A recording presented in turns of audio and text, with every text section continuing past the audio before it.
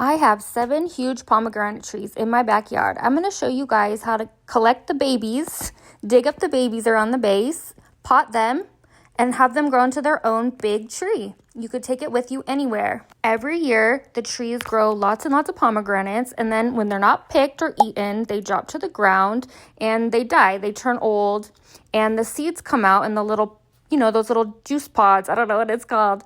And then, as long as there's water and it doesn't get destroyed in some way, then some seeds will grow into their own little trees, and they look like this. Now, obviously, we can't dig up a huge tree. We would need a tractor and all kinds of stuff, and I wouldn't even want to bother doing that. So all we got to do is take one of these babies. Actually, we're going to take a few babies because some of them might not make it, and maybe we want a couple of trees in our new yard. We pot them, we let them get stabilized, and then we pick a good spot in a new yard and plant it there.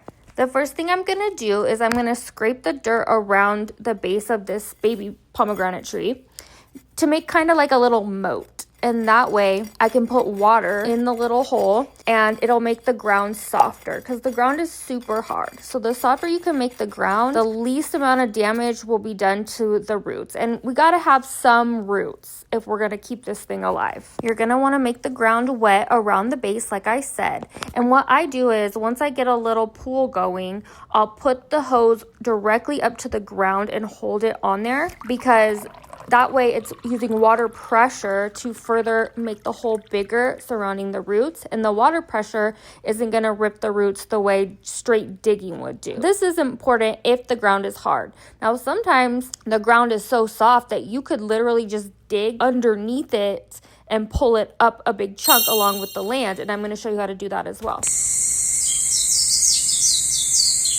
You can see these other baby trees sprouting up. There's a lot of them right here.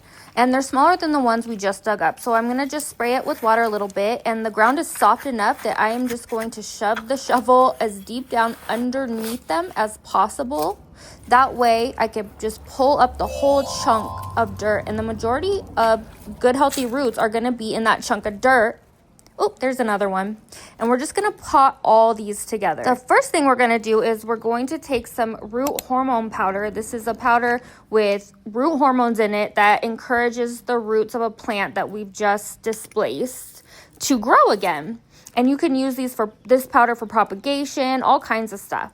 I already have a pot with a little pomegranate tree sprout in it. It's kind of small. It hasn't been doing so good. So I'm just going to add our new sprouts to this already dressed up pot. Oh, there's some sprouts in there from something else. I took this soil from my outside gardening bed, so that could be anything.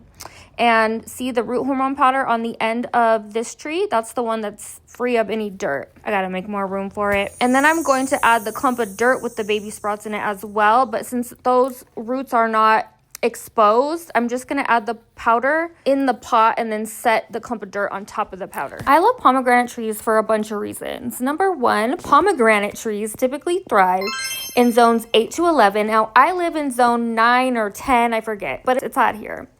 Preferring long, hot, and dry summers for optimal fruit production. So if you live somewhere like me in the Southern California area, probably Arizona, Nevada, dry, hot areas. Pomegranate trees could be good for your yard. If not, you can always keep one in the house, although they do get really big. Standard varieties thrive in warmer climates. Specialized cold hardy varieties can be grown in zones 6 and 7 with protection. They require full sun, well-drained soil, and are drought tolerant once they're established. Optimal zones are 8 to 11, ideal for commercial and home growing, offering mild winters and hot summers. Cold hardy zones 6-7, varieties like Salavotsky or Russian cultivars can tolerate this. So you could get a Russian pomegranate tree and you could have it in a colder climate. In zone 6, plant in sheltered, sunny location against south-facing wall. Container growing, pomegranates can be grown in containers in zones 4 to 11, allowing them to be moved indoors during the winter. That's smart. And if you keep it in a pot, like a good sturdy pot, it's not going to overgrow in your house. They'll sustain themselves in its environment. Ideal conditions are full sun, 6 to 8 hours, well-drained soil, tolerant of various soils, water, drought tolerant, but consistent moisture helps the fruit. So we don't have any pomegranates yet. The flowers are just now blooming, but in a couple months we will have juicy pomegranates. And as you can see, they're all over the ground. So what happens when you have a bunch of pomegranate trees? Well, Oh my God. Oh my God. Let's take our potted pomegranate sprout tree and put it with the other potted pomegranate sprout trees. And I can show you my other little plants I've dug up that I want to take with me so far. Also, we're going to put some diatomaceous earth around the soil of the plant. Now, I do want to bring this inside and put it on the window, but because it's been outside, it probably has lots of bugs and bug eggs on it. So what I'm going to do is use some of this. I still am not sure how to pronounce this. Diatomaceous earth. Diatomaceous earth. So it's safe for your plants. It won't harm your plants, but it like dries out the exoskeleton of eggs and certain types of bugs. And you're supposed to use gloves, but because it'll dry out your skin. But I've never had a problem. But follow the directions. Don't listen to me. Okay. Okay. And we'll check on her tomorrow and see if any of the leaves are still standing. I'll show you my other pomegranate trees that I have dug up. Because I'm moving. See? 1, 2. I put this rock here to hold it upright. 3. So far so good.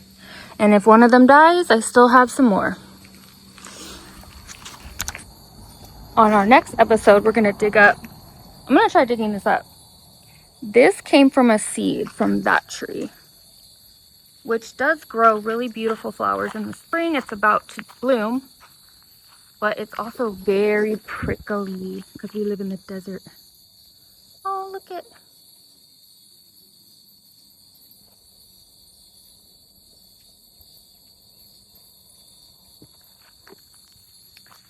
So, I noticed these sprouting up after it rained, and I just kept watering them, and now look. So, maybe I want to take those with me. We'll see what happens. I'm going to need gloves, though, because these things are sharp.